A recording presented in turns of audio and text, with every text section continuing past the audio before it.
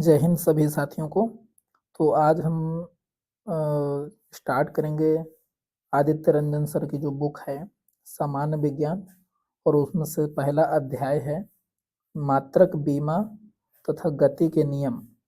इसके पहले हमने छोटा सा वीडियो डाला है 3.5 मिनट का, उसमें से हमने इस बुक का रिव्यू कराया है। वहाँ पे आप देख सकते हैं इस बुक के बारे में जा कर के कि क्या कैसे इसमें से दिया हुआ है। और आज से हम इस बुक को चालू करेंगे। ये आपके एनटीपीसी के लिए काफ़ी बेनिफिशियल होने वाला है। तो देखते हैं बिना टाइम को गंवाए हुए। और ये आपकी सीरीज के रूप में रहेगी, पूरी प्लेलिस्ट रहेगी। प्लेलिस्ट से आप जा कर के देख सकेंगे। और इसके अलावा इसका जो पीडीएफ है वो टेलीग्राम में आपको टाइम टू टाइम मिलता रहेगा, तो वहाँ से आप पीडीएफ से जा कर के डाउनलोड करके देख सकते हैं, रिवाइज कर सकते हैं। देखते हैं इसे हम। यहाँ पे हमारा पहला क्वेश्चन, ये जो बुक है तो मैंने रिव्यू में भी बताया है कि ये जो बुक है तो इसमें से क्वेश्चन टाइप में, थ्योरी टाइप में दिया हुआ है, लेकिन जो थ्योरी है वो भी क्वेश्चन टाइप में ही है। तो यहाँ पर हम देखते हैं पहला अध्याय है और इसमें से लिखा हुआ है पहला पॉइंट यहाँ पे कि किसी वस्तु द्वारा तय की गई कुल पथ की लंबाई को क्या कहते हैं? दूरी कहते हैं। हमें इनको पूरे क्वेश्चन के तौर पे लेना है। ये एक तरीके का थ्योरी का भी काम करेगा और क्वेश्चन का भी काम करेगा। अगला क्या है? दो निश्चित बिंदुओं के बीच की दूरी को लंबाई कहते हैं। बड़ी दूरियों को मापने के लिए उपयोग की जाने वाली इकाइयां एसआई की गुणज होती हैं। तो उदाहरण कौन से हैं इसमें से? डेका, हेक्टा, किलो आदि। अगला बात करें तो अगला है हमारा छोटी दूरियों को मापने के लिए उपयोग की जाने वाली एसआई इकाइयों के उपगुणक हैं। यहाँ पर उपगुणक और यहाँ पर गुणज होते हैं, ये मेन यहाँ पे पॉइंट है। यहाँ पर यदि देखें तो मिली, सेंटी, डेसी। अब यहाँ पे जो तो घातों के साथ जो तो कुछ दी गई हैं, आप यहाँ पर देखेंगे तो एक्सा, एक्सा में क्या है? एक्सा में इसका संकेत ई है और इसे 10 की घाते 18 व्यक्त करते हैं। कई बार ऐसा पूछ लेता है। पेंटा की बात करें तो पी इसका सिंबल है और 10 की घाते 15। टेरा की बात करें तो टी है और यहाँ पे 10 की घात 12। आगे बात करें गीगा की बात करें तो यहाँ पे जी है संकेत और यहाँ पर 10 की घात 9। मेगा की बात करें तो एम है 10 की घात 6। किलो की बात करें तो 10 की घात 3। हेक्टा की बात करें तो 10 की घात 2।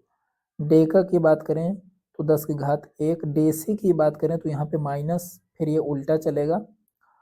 और यहाँ पर सेंटी की बात करें तो 10 की घात -2। मिली की बात करें तो 10 की घात -3। माइक्रो की बात करें तो 10 की घात -6। नाइनो की बात करें तो 10 की घात -9। पीको की बात करें तो 10 की घात -12। फेमटो की बात करें तो यहाँ पे 10 की घात -15। और एटो की बात करें तो 10 की घात -18।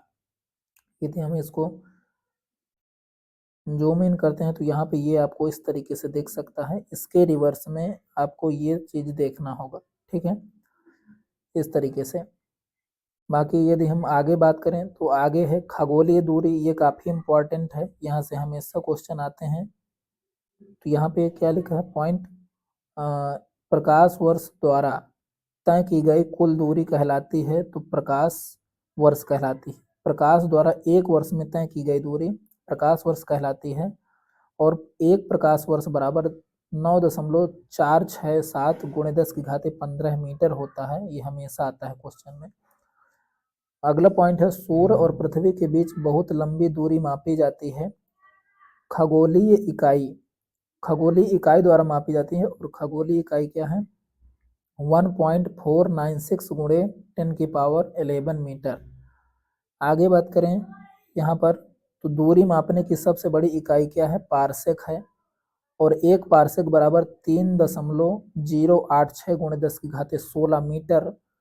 यह प्रकाश वर्ष में बात करें तो 3.26 प्रकाश वर्ष। यदि आगे यहाँ पे हम बात करें तो अगला हमारा यहाँ पे क्या दिया है? लंबाई के प्रयोगात्मक मात्रक। तो यहाँ पे एक फर्मी या फेमटो बराबर 10 की घाते -15। एक पिकोमीटर बराबर 10 की घाते -12। एक एंगस्ट्रॉम बराबर 10 की घाते -10। नैनोमीटर बराबर 10 की घाते -9 मीटर। और यहाँ पे माइक्रोमीटर की बात करें तो 10 की घाते -6 मीटर।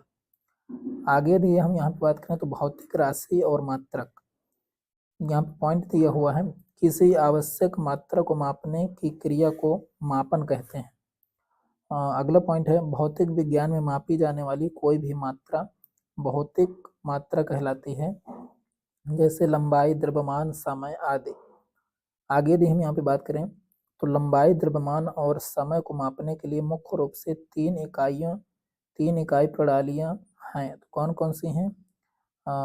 MKS पद्धति, CGS पद्धति, FPS पद्धति। ठीक है, आगे बात करें तो CGS और MKS सिस्टम को किस नाम से जाना जाता है? तो CGS और MKS सिस्टम को किस नाम से जाना जाता है? तो मैट्रिक सिस्टम के नाम से जाना जाता है। आगे यहाँ पे दिया है, FPS प्रणाली को किस नाम से जाना जाता है? तो ब्रिटिश प्रणाली के नाम से जाना जाता है। अगला है, MKS प्रणाली को स्टैंडर्ड इंटरनेशनल SI के नाम से भी जाना जाता है। यहाँ पे देख सकते हैं जो SI पद्धति है वो MKS पद्धति को सुधार करके ही SI पद्धति में बदला गया था। आगे है CGS पद्धति, CGS C से सेंटीमीटर, G से ग्राम और S से सेकेंड। ठीक है, MKS पद्धति की यदि फुल फॉर्म की बात करें तो M से क्या है मीटर, K से क्या है किलोग्राम और S से क्या है सेकेंड। FPS की बात करें तो F से फुट, P से पाउंड और S से सेकेंड। तो आगे बात करें यहाँ पे तो लंबाई, द्रव्यमान और समय को मापने के लिए उपयोग किए जाने वाले माप को कहा जाता है, तो क्या बोलते हैं? मौलिक माप या आधारी माप कहते हैं। मौलिक इकाइयाँ कितनी हैं? तो 7 हैं। अब यहाँ पर देखते हैं कौन कौन सी हैं। तो लंबाई है, लंबाई मात्रक इसका क्या है मीटर, और संकेत M, और बीमा क्या इसकी ली जाती है? L ली जाती है। ठीक है, बीमा भी आगे इसमें देखने को मिलेगा आपको। द्रव्यमान की बात करें तो द्रव्यमान को किलोग्राम से नापते हैं, और केजी संकेत है, और M जो हो तो इसकी बीमा है। समय की बात करें तो मात्रक सेकेंड है, S जो तो इसका सिंबल है, और T इसकी क्या है? बीमा हो जाएगी। तापमान की बात करें तो इसका मात्रक क्या है? केल्विन के संकेत है, और जो तो कैपिटल के इसका क्या है? बीमा है। धारा की बात करें तो एम्पियर से नापा जाता है, और इसमें कैपिटल A जो हो तो संकेत है, और कैपिटल A बीमा भी है। ज्योति तीव्रता की बात करें तो कैंडेला, CD जो हो तो क्या है? CD यानी कैंडेला इसका क्या है? सिंबल है, और C जो हो तो बीमा है। पदार्थ की मात्रा की बात करें तो मोल मात्रक है, मोल, और इसकी बीमा N है। तो इस तरीके से यहाँ पे आप देख सकते हैं ये चीज़, ये काफ़ी इंपॉर्टेंट है, कई बार इसमें आते हैं यहाँ से क्वेश्चन। ठीक है, यदि हम आगे की बात करें तो माप की 2 पूरक इकाइयाँ भी हैं, तो कौन कौन सी हैं? समतल कोण का मात्रक रेडियन है, और संकेत RAD है। ठोस कोण की बात करें तो स्टेरेडियन है, और संकेत SR है। यहाँ से भी क्वेश्चन कई बार पूछ लेता है। और यदि हम आगे बात करें यहाँ पे, तो ये हमारा नेक्स्ट पेज है, अगला पेज। और अगले पेज में हम देखेंगे कि मानक इकाइयाँ SI यूनिट्स, वह माप वह माप वह मापा मान जो किसी स्थान पर किसी के द्वारा भी मापने पर समान होता है कहलाता है, तो मानक इकाई कहलाता है। मतलब कहीं पे भी नापें उसकी जो तो यूनिट, ये सारी चीज़ें समान होगी, चाहे आप अमेरिका में नापें चाहे इंडिया में नापें, वो समान रूप से मान्य होगा, तो उसको मानक मात्रक कहलाते हैं। क्या बोलते हैं? उसको मानक इकाई कहलाते हैं, SI यूनिट। ठीक है, यदि हम यहाँ पे देखें तो मात्रक और बीमाएं, तो क्षेत्रफल की बात करें। अब क्षेत्रफल क्या है? क्षेत्रफल क्या होता है? लंबाई गुणे चौड़ाई। ठीक है, जैसे यहाँ पे हम बीमा थोड़ा सा निकालने की बात करें तो लंबाई गुणे क्या होता है? लंबाई गुणे चौड़ाई। अब लंबाई क्या है? लंबाई और चौड़ाई दोनों दोनों जो हो तो क्या है यहाँ पर जो हो तो लंबाई भी एक लंबाई का रूप है, और चौड़ाई भी एक प्रकार की क्या है? लंबाई ही है।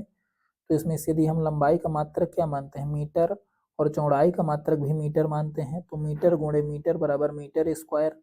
और मीटर की जो बीमा होती है तो क्या होती है? L, और इस मीटर की भी बीमा क्या होगी? L, तो L गुणे L यानी L2। ठीक है, इस तरीके से इसकी बीमाएं निकाली जाती हैं। ज़्यादातर लोगों को पता होंगे, लेकिन मैंने यहाँ पे थोड़ा सा बता दिया। आगे यहाँ पे देखते हैं हम यहाँ पे अब डायरेक्ट करेंगे। आयतन की बात करें तो लंबाई गुणे चौड़ाई गुणे ऊंचाई, तो यहाँ पर यदि बात करेंगे तो मीटर क्यूब मीटर की पावर 3 और एल की पावर 3, ठीक है, L3। और जो बीमा होती है उसको हमेशा इस कोष्टक के अंदर रखते हैं, अन्यथा ये गलत मानी जाती है, ठीक है। आगे यदि हम बात करें तो अगला हमारे यहाँ पे हो जाएगा चाल, मीटर पर सेकेंड, मीटर पर सेकेंड। अब जो टाइम है तो टाइम की बीमा क्या होती है, टी, तो मीटर मीटर ऊपर रहेगा और टाइम नीचे, मीटर पर सेकेंड। अब एम, एम की बीमा एल और एस की बीमा टी, लेकिन ये जब टी ऊपर जाएगा तो एल और टी, टी के ऊपर माइनस आ जाएगा, ठीक है। तो इस तरीके से ये बीमा हो जाएगी। अब हम यहाँ पे डायरेक्ट देख लेते हैं, बिना मैं समझाए हुए अब सारे आपको जल्दी से दिखा देता हूँ। चाल की बात करें, चाल की बात करें तो यहाँ पे मीटर पर second L T minus one. वेग की बात करें तो एम, एम मीटर पर सेकेंड और एल टी माइनस वन। त्वरण की बात करें तो मीटर पर सेकेंड स्क्वायर और एल टी माइनस टू। आगे बात करें तो बल, बल का क्या हो जाएगा यहाँ पे एन और M L T T minus two. आगे बात करें तो संवेग एन एस, यहाँ पे M L T minus one. आगे बात करें यहाँ पे तो आवेग की केजी मीटर पर सेकेंड, इस पे केजी मीटर पर सेकेंड, ठीक है। यहाँ पे हो जाएगा हमारा M L T minus one. तो यहाँ पे आप इस तरीके से देख सकते हैं। दाब की बात करें तो ये इधर हो जाएगा M L minus one T minus two. तो पृष्ठ तनाव की बात करें तो के जी एस माइनस के जी एस के जी पर सेकेंड स्क्वायर। बीमा की बात करें तो बीमा यहाँ पे अपन की हो जाएगी एम टी माइनस टू। और घनत्व की बात करें तो के जी प्रति मीटर क्यूब। और यहाँ पे बीमा की बात करें तो M L T minus M L minus three. कोणीय वेग की बात करें तो यहाँ पे हो जाएगा एस की पावर वन, यहाँ पे टी माइनस टू। यहाँ पर माफ करिएगा, यहाँ पे मीटर पर सेकेंड होगा शायद। यहाँ पे यदि हम इसको देखेंगे तो इसका जो मात्रक होता है कोणीय वेग का, तो इसका मात्रक होता है रेडियन पर सेकेंड। यहाँ पे क्या होता है आर ए डी, रेडियन पर सेकेंड, ठीक है। तो जब सेकेंड ऊपर जाएगा तो यहाँ पे इसके रेडियन की बीमा नहीं होती, तो यहाँ पे जब ये ऊपर जाएगा तो टी माइनस वन हो जाएगा, ठीक है। तो इस तरीके से यहाँ पे दिया हुआ। बाकी हम आगे यदि हम बात करें कार्य की, तो यहाँ पे कार्य का देखेंगे तो कार्य का क्या हो जाएगा किलोग्राम मीटर स्क्वायर प्रति सेकेंड स्क्वायर, ठीक है। तो इसको M L two T minus two, ठीक है। रेडियन की बात करें तो ये क्या है बीमाहीन, अभी हमने ऊपर देखा कोणीय वेग के उसमें। आगे बात करें तो शक्ति, शक्ति में देखें जूल पर सेकेंड या तो वाट, तो इसको M L two T minus three. बलाघूर्ण की बात करें तो newton metre, M L two T minus two. गुरुत्वाकर्षण नियतांक न्यूटन की बात करें तो M M minus one T L three T minus two. Young गुणांक, यंग प्रत्यास्थता गुणांक की बात करें तो न्यूटन पर मीटर स्क्वायर, तो M L minus one T minus two, ठीक है। सानता गुणांक तो यहाँ पे किलोग्राम प्रति मीटर सेकेंड, सेकेंड यहाँ पे M L minus one T minus one. धारिता फैराडे और M one M minus one L minus two T की पावर फोर और ए टू, ठीक है। ओम की बात करें यहाँ पे तो M minus one L minus two T three और ए टू। यहाँ पे जो बीमा होती है तो बीमा के जो ऊपर वन टू लिखा होता है तो उसे पावर नहीं बोलते हैं। यदि मैं कई बार पावर बोल देता हूँ तो उसमें गलत बोल रहा हूँ, ठीक है।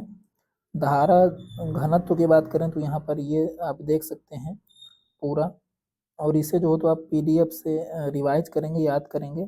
बाकी क्योंकि इसमें टाइम थोड़ा सा लग रहा है तो इस तरीके से आप यहाँ पे देख सकते हैं, ठीक है। वीडियो पॉज करके इसको याद कर सकते हैं। आगे यदि हम यहाँ पे बात करें तो अगला हमारा यहाँ पे समान मात्रक तथा समान विमीय सूत्र वाली भौतिक राशियाँ। तो यहाँ पे ये थोड़ा सा काफ़ी इंपॉर्टेंट हो जाता है, तो इनको याद रखिएगा। चाल और वेग, चाल और वेग का मात्रक समान हो और इसकी बीमा भी सेम है। भार और बल का यहाँ पे प्लांक नियतांक कोणीय संवेग, कोणीय वेग और प्रवणता, संवेग आवेग, ऊर्जा कार बल आघूर्ण, ये हो गया। दाब प्रतिबल प्रत्यास्था गुणांक और ये यंग प्रत्यास्था गुणांक, आयतन प्रत्यास्था गुणांक और दृढ़ता गुणांक, इन सारे का जो हो तो बीमा और जो हो तो मात्रक समान है।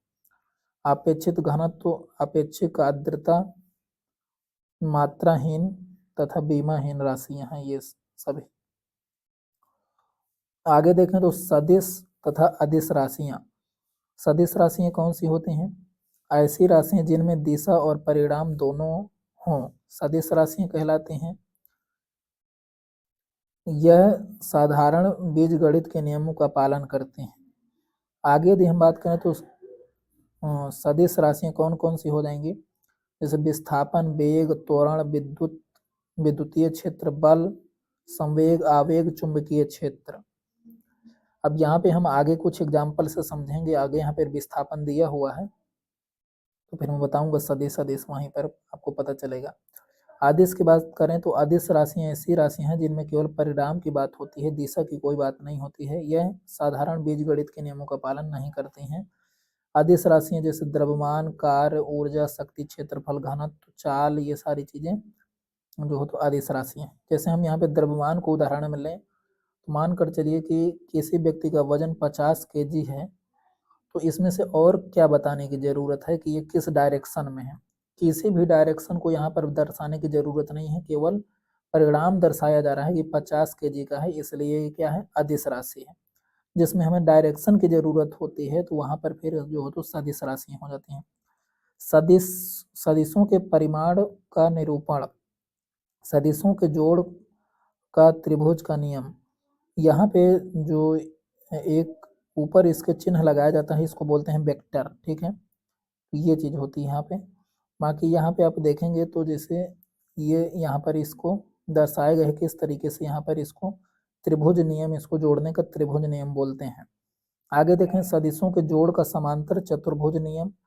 तो यदि कोई दो सदिश ए और बी एक दूसरे से थीटा कोण पर हो तो उसके परिणामी का परिमाण क्या होगा? तो उसे जो हो तो ए का स्क्वायर प्लस बी का square plus 2ab cos theta, इस तरीके से जो हो तो उसका परिणामी परिणाम आर होगा, ठीक है। ये जो क्या है? रिजल्टेंट है, परिणाम ये है, उसको इस फार्मूले पे रख करके बनाया जाएगा, ठीक है। बाकी जिन लोगों को फिजिक्स भूल गई होगी 11-12 के, तो उनको इस चीज में हवा नहीं लगने वाली है। बाकी यदि थोड़ा बहुत भी किसी को याद है तो उसे याद आ सकता है, ठीक है। बाकी आगे देखते हैं यहाँ पे सरल रेखीय गति। समय के साथ किसी वस्तु की स्थिति में परिवर्तन गति कहलाती है। जब शरीर एक सीधी रेखा में चलती है तो सरल रेखीय गति होती है। आवर्ती गति कितने प्रकार की होती है? सरल लोलक गति, एक समान वृत्तीय गति, झूलने की गति, घड़ी की सुई की गति, पेंडुलम, ये सारे जो हो तो क्या होती हैं? आवर्ती गति के उदाहरण हैं। एक वस्तु किसी मध्य या स्थिर स्थिति से आगे पीछे चलती है या जब गति दोहराई जाती है तो इसे दोलन गति कहते हैं। किसी वस्तु द्वारा तय की गई कुल पथ की लंबाई दूरी कहलाती है। किसी वस्तु द्वारा तय की गई सबसे छोटी पथ की लंबाई विस्थापन कहलाती है। गति की दर, एक इकाई समय में किसी वस्तु द्वारा तय की गई कुल दूरी को चाल कहते हैं। चाल का एसआई मात्रक मीटर पर सेकेंड है। यात्रा की कुल दूरी को कुल लिए गए समय से विभाजित करने पर प्राप्त होता है क्या? औसत चाल। औसत चाल मतलब क्या है? कुल दूरी बटे कुल समय, ठीक है। औसत चाल बराबर कुल दूरी बटे कुल समय। एक किसी निश्चित दिशा में गति करने वाली वस्तु की चाल कहलाती है, वेग कहलाती है, ठीक है। तो इस तरीके से हमारा ये जो तो यहाँ पे आएगा थर्ड पेज, और यहाँ पर इसे देखते हैं औसत वेग विस्थापन बटे समय। औसत वेग बराबर क्या होगा? विस्थापन बटे समय। वेग बराबर क्या होता है? विस्थापन बटे समय, वहीं से फार्मूला जनरेट हो रहा है। अब यहाँ पर हम विस्थापन को समझेंगे और दूरी को समझेंगे। ठीक है, देखिए यहाँ पे यदि मानकर चलिए यहाँ पे बीच में इसके खूब सारे घर बने हुए हैं। ठीक है, तो यहाँ से यदि कोई व्यक्ति जा रहा है इस तरफ तो घर तोड़ के तो चला नहीं जाएगा, अपनी रोड से जाएगा इस तरफ से इस तरफ इस इतनी दूर, तो ये जो पूरी टोटल है तो ये क्या है, दूरी है। लेकिन यदि हम यहाँ पे शॉर्टेस्ट पथ यदि देखें कि यहाँ पे सबसे छोटी दूरी क्या है, उसको बोलते हैं विस्थापन। क्या बोलते हैं, विस्थापन। क्या बोलते हैं, विस्थापन बोलते हैं। यदि यहाँ पे मैं एक उदाहरण के तौर पर लूँ और यहाँ पे मैं बीच में एक सर्कल बनाऊं इस तरीके से, यदि यहाँ से एक व्यक्ति अपनी जो तो यात्रा चालू करता है और वो यहाँ पर आते आते यहाँ पर फिर से यहीं पर ख़त्म कर देता है, तो मान करके चलिए कि यहाँ पे जो हो तो इसका जैसे परिधि 2πr होता है, 2πr, और यहाँ पर हम त्रिज्या ले लें 7 मीटर की। ठीक है, और पाई का मान जो हो तो 22/7, तो ये हो जाएगा 7 से 7 कैंसिल हो जाएगा 44 मीटर। ये हो जाएगा 44 मीटर चलेगा वो व्यक्ति, तो इसकी जो दूरी है वो क्या हो जाएगी, 44 मीटर। लेकिन वो व्यक्ति इसी स्थान से चल करके और वापस उसी स्थान पर आ जाता है, उसने कितनी विस्थापन उसके द्वारा कितना किया गया, तो 0 विस्थापन। ठीक है, क्योंकि वो वापस जो सबसे छोटी जो दूरी थी वो क्या हो गई, 0 हो गई उसकी, तो इसलिए वो जो तो विस्थापन उसका क्या हो गया, 0 हो गया। क्योंकि जो विस्थापन होता है वो अंतिम और प्रारंभिक दूरी पे निर्भर करता है, कितना जो हो तो बीच में गैप है। ठीक है, आगे बात करें यदि हम यहाँ पे, तो प्रति इकाई समय में वेग परिवर्तन कहलाता है त्वरण। आगे बात करें तो वेग की दिशा में त्वरण सकारात्मक त्वरण होता है। वेग की दिशा में जो त्वरण होता है सकारात्मक होता है, वेग के विपरीत त्वरण ऋणात्मक त्वरण होता है। आगे यदि हम यहाँ पे बात करें तो यहाँ पे अगला दिया है, जब वस्तु समान समांतराल में वेग में समान परिवर्तन के साथ एक सीधी रेखा में चलती है तो एक समान त्वरण कहलाता है। जब किसी वस्तु का वेग असमान दर से बदलता है तो असमान त्वरण कहलाता है। मुक्त रूप से गिरती हुई वस्तु किसका उदाहरण है, तो एक समान त्वरण का उदाहरण है। अगला पॉइंट है, भारी आयत यातायात में वाहन किसका उदाहरण है, असमान त्वरण का उदाहरण है। अगला पॉइंट है, वेग और समय के बीच ग्राफ खींचने पर तब इसका ढलान किसको दर्शाता है, तो औसत त्वरण को दर्शाता है। न्यूटन के गति के नियम की विशेषता है, क्या है, सभी गति के नियम सरल रेखीय गति में एक समान त्वरण पर आधारित हैं। यदि हम आगे बात करें तो न्यूटन का प्रथम नियम, ये इसको जड़त्व का नियम भी बोलते हैं। ठीक है, तो यहाँ पर यदि हम बात करें तो किसी वस्तु की एक ही अवस्था में रहने की प्राकृतिक प्रवृत्ति को जड़त्व कहते हैं। जड़त्वता किसके समानुपाती होता है, तो द्रव्यमान के समानुपाती होता है, क्योंकि जितना अधिक द्रव्यमान होगा वस्तु का जड़त्व उतना ही अधिक होगा, यानी वो अपनी स्थिति में परिवर्तन का उतना ही अधिक विरोध करेगी। ठीक है, किसी वस्तु का द्रव्यमान किसकी माप है, तो जड़त्वता की माप है। किसी पिंड की अपनी एक समान गति की स्थिति को स्वयं बदलने में असमर्थता को कहा जाता है गति की जड़त्व कहते हैं। एक समान गति मान कर चलिए कोई जो हो तो जैसे हमारी बाइक हम चला रहे हैं और बाइक जिस गति से चल रही है, यदि हम उसमें जब ब्रेक लगाते हैं तो वो एक विरोध पैदा करती है, तो वो जो विरोध पैदा कर रही है हम ब्रेक के द्वारा उसको फोर्स करके रोकने की कोशिश कर रहे हैं। यदि हम ब्रेक नहीं लगाएंगे तो वो गति से उसी गति से कुछ दूर तक चलती रहेगी, जो वो विरोध प्रदर्शित कर रही है उसे क्या कहते हैं, गति का जड़त्व कहते हैं। आगे यदि हम बात करें तो किसी पिंड की अपनी आराम की स्थिति को स्वयं बदलने में असमर्थता को आराम का जड़त्व के रूप में जाना जाता है। किसी पिंड को अपनी गति की दिशा स्वयं बदलने में असमर्थता दिशा की जड़त्वता कहलाती है। दिशा यदि बदलने का विरोध हो रहा है तो वो दिशा का जड़त्व कहलाती है। ठीक है जी, जैसे हम बस में यात्रा कर रहे होते हैं और बस वाला टर्न करता है तो हम दूसरी तरफ जैसे लुढ़क जाते हैं, ये क्या है, दिशा का जड़त्व है। आगे बात करें तो एक ऊंची छलांग लगाने वाली ऊंची छलांग लगाने से पहले कुछ देर दौड़ता है ताकि गति की जड़त्वता उसे लंबी छलांग लगाने में मदद करती है। अगला है एक धावक अंतिम रेखा पार करने के बाद भी क्यों दौड़ता है? क्योंकि गति की जड़त्वता उसे दौड़ाए रखती है, क्योंकि वो अचानक से नहीं रुक सकता है, अचानक से गति का विरोध नहीं कर सकता है इसलिए। जड़त्वता के उदाहरण, चलती बस में अचानक ब्रेक लगाने से यात्री आगे की ओर झुक जाता है, ये क्या है? जड़त्वता का उदाहरण है। रुके हुए वाहन के अचानक हिलने से यात्री का पीछे की ओर झुक जाना, ये भी जड़त्वता का उदाहरण है। कालीन को डंडे से पीट कर धूल के कण जो कण हैं जो बैठे हुए हैं चद्दर पे, कंबल पे, यदि हम उस पे डंडे से पिटाई करते हैं तो जो कण है वो किस जड़त्व में है?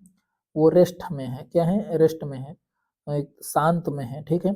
अब यदि हम उनको पीटते हैं तो वो उसका विरोध करते हैं और जो तो वो बाहर निकल जाते हैं इस तरीके से। आगे यदि हम बात करते हैं तो पेड़ पौधों की शाखाओं के हिलने से पत्तियों का गिरना, ये भी क्या है? जड़त्व का उदाहरण है, क्योंकि जो पत्तियां होती हैं वो रेस्ट में होती हैं और शाखाएं हिलने लगती हैं, इससे जड़त्व के कारण वो टूट जाती हैं। ठीक है। अगला क्या है? बल की परिभाषा किस नियम से कही जा सकती है? तो न्यूटन के गति के प्रथम नियम से बल की परिभाषा जो हो तो निकली है। ठीक है। अगला है जब खड़ी बस चलने लगती है तो उसमें खड़े यात्री पीछे की ओर गिर जाते हैं, निम्नलिखित में से कौन से नियम इस स्थिति की व्याख्या करता है? तो न्यूटन की गति का पहला नियम, जिसे जड़त्वता का नियम कहते हैं, इसकी व्याख्या करता है। अगला पॉइंट है अविक्षुब्ध वस्तुओं के स्थिर रहने या एक ही वेग से गतिशील रहने की प्रवृत्ति कहलाती है गति का प्रथम नियम। अगला पॉइंट है गति के प्रथम नियम को जड़त्व के नियम भी कहा जाता है। अगला पॉइंट है गति का पहला समीकरण वेग और समय के बीच संबंध बताता है। अगला क्वेश्चन, गति का पहला समीकरण v बराबर u प्लस ए टी। अगला है v क्या है? यहाँ पर अंतिम वेग है, u क्या है? प्रारंभिक वेग है, a क्या है? त्वरण है और t क्या है? समय है। ठीक है। तो इस तरीके से यहाँ पर अब यहाँ पे हम लास्ट पेज करते हैं, बाकी इसके अलावा फिर हम कल नेक्स्ट लेक्चर में इसको कंप्लीट करेंगे। यहाँ पे देखते हैं गति का दूसरा जो समीकरण है वो स्थिति और समय के बीच संबंध बताता है। गति का दूसरा समीकरण s बराबर U T plus A T half A T square, इसको बोल सकते हैं। आगे बात करें तो जहाँ s क्या है? विस्थापन है, u प्रारंभिक वेग, a त्वरण, t समय है। अगला पॉइंट है बल का सूत्र किस नियम से प्राप्त हुआ? तो दूसरे नियम से प्राप्त हुआ है। और जो परिभाषा है वो कहाँ से प्राप्त हुआ है? वो प्रथम नियम से प्राप्त हुआ है। तो यहाँ पे हम यदि अगला पॉइंट देखें तो बल का सूत्र F बराबर एम इंटू ए। एम जो हो तो क्या है? द्रव्यमान है और ए क्या है? त्वरण होता है। अगला पॉइंट है किसी वस्तु के संवेग में परिवर्तन की दर को बल की दिशा में लगाए गए असंतुलित बल के समानुपाती होता है, ये गति का दूसरा नियम है। ठीक है।